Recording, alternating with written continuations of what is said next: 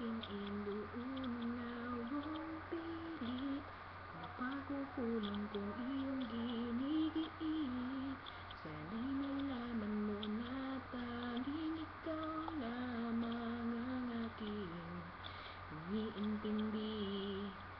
Katanim pa sa'king alaala, pangako mong mananatili ka.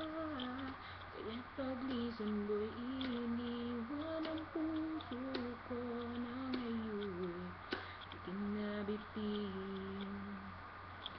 Di mo na mababawi ang iniwang sakit sa mga salitang binitiwan mo. Di ba't ikaw na rin ang nagpasya, nagtakda at siyang unang umiwas?